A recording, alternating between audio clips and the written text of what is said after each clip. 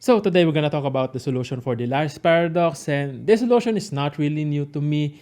Back when I was in high school, I already trying to figure out what is the problem of this paradox.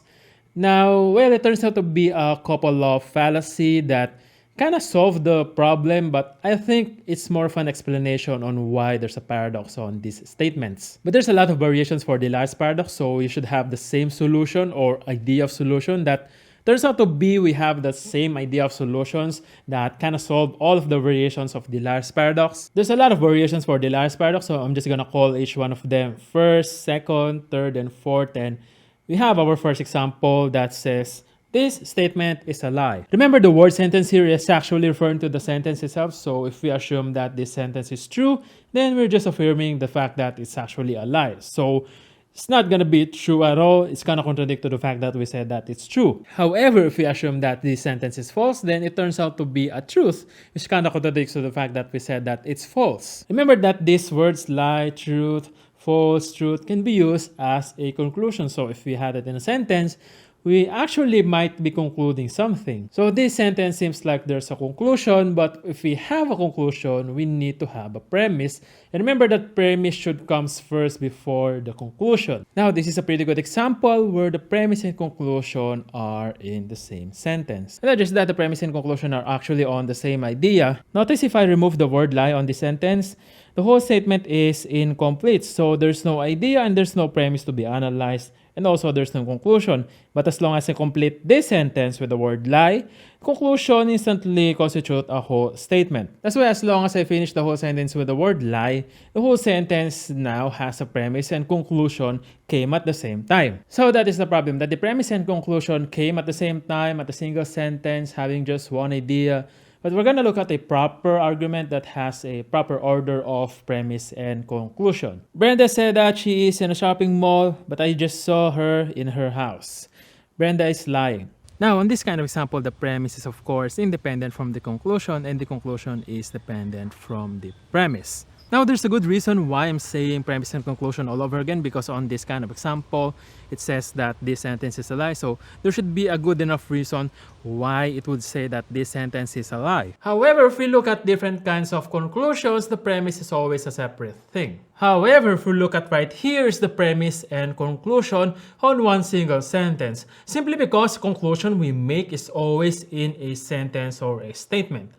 This is possible because language is very arbitrary. So the premise is the sentence itself, and the word sentence is referring to the sentence it makes. Of course, there's no one stopping you from saying that this sentence is a lie because the mistake wasn't really that obvious. But if I say something like my favorite number is red, then you're alarmed because the mistake is really obvious. Now, the real problem about the Lars paradox is that the premise is always true or always assumed to be true. That's pretty much the definition of the premise. It is the truth or it is assumed to be true, and it should be complete. Otherwise, there should be no premise because that is how premise used. It is used as a fact, it is used as a basis of something. So if there's no truth, then there's no premise, and it's certainly possible to draw a conclusion on something that is wrong. So the bottom line here is that this example of Lars paradox is certainly a logical fallacy. Now, it doesn't make sense to assume whether this is wrong or right because the fundamental foundation of this sentence is certainly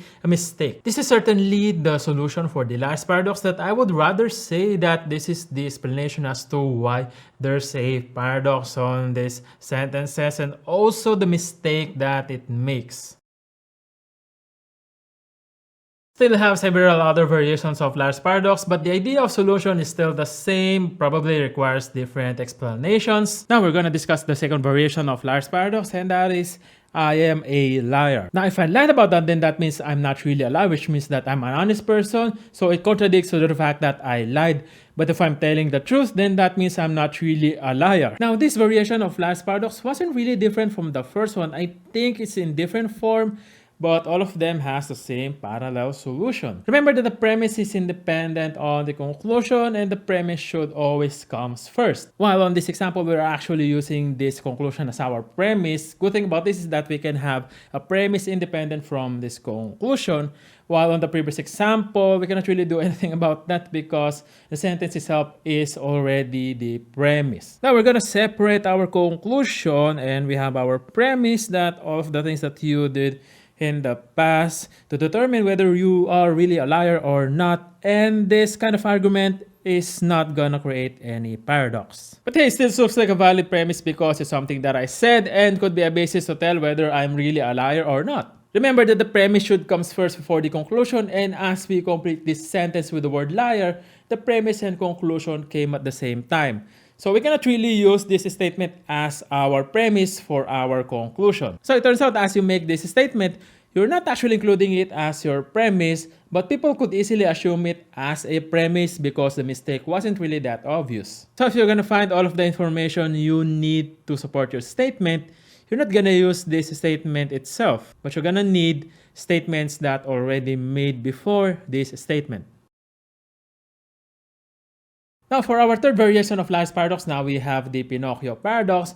What if he says something like, my nose grows right now, or my nose will grow? So if the nose grows, then that means he's telling the truth and the nose shouldn't really grow at all. But if the nose didn't grow, that means he's lying, so the nose should actually grow.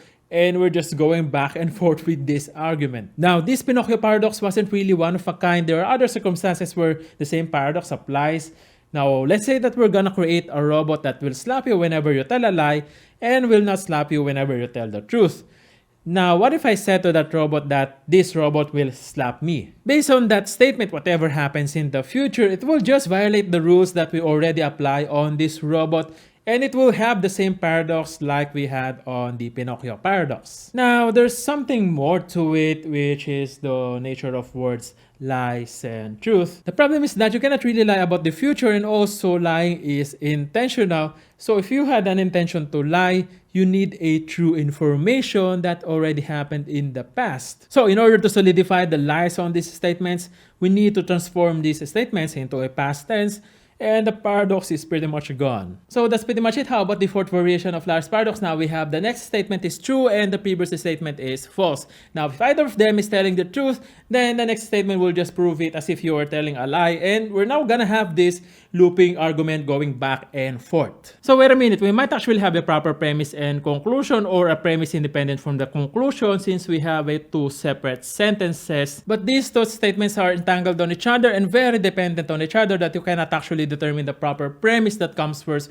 before the conclusion on these two sentences. Now the problem here is that which of this statement comes first. Now if this statement comes first, then it requires the pre-existence of the other statement, which would go back to the argument that this would require the pre-existence of the other statement because both of them are actually a conclusion. If both of the sentences came at the same time, we're gonna go back to the problem that the premise and conclusion came at the same time, and we're also gonna violate the principles of premise and conclusion, and that's pretty much it. And we're gonna talk about this kind of stuff next time. See you soon.